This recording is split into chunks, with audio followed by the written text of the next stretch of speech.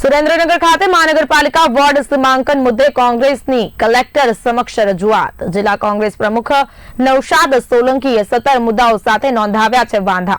ચૂંટણી પંચની ભેદભાવભરી નીતિ સામે ઉઠાવ્યા છે ગંભીર પ્રકારના સવાલો। આ સાથે જ કોંગ્રેસનો આક્ષેપ છે ભાજપને ફાયદો પહોંચાડવા ગુંચવણભર્યું સીમાંકન મામલે રાજકીય તણાવ ઉગ્ર બનવાની શક્યતાઓ પણ અત્યારે સેવાઈ રહી છે।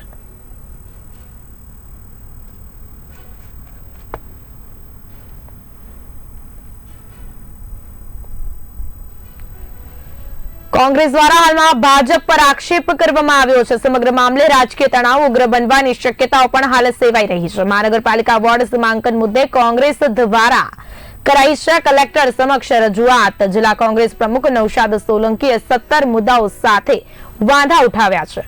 चूंटणी पंचनी भेदभावभरी नीति सामे गंभीर प्रकारना सवालो करवामां आव्या।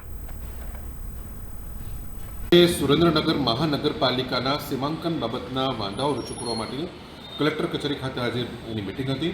परंतु जे प्रमाणे सुरेन्द्रनगर महानगरपालिकाना जे वोर्डનું फॉर्मेशन करवामां आव्युं छे ए एटલું બધું અનિશ્ચિત રીતે કરવામાં આવેલું છે કે કોઈ પોલિટિકલ પક્ષના કોઈ સામાન્ય કાર્યકરને તો ઠીક, પણ હું ચેલેન્જ સાથે કહું છું કે ચૂંટણી અધિકારીનો કે કોર્પોરેશનનો કોઈ કર્મચારી પણ એ વોર્ડ ફોર્મેશનને સમજી શકે એમ નથી।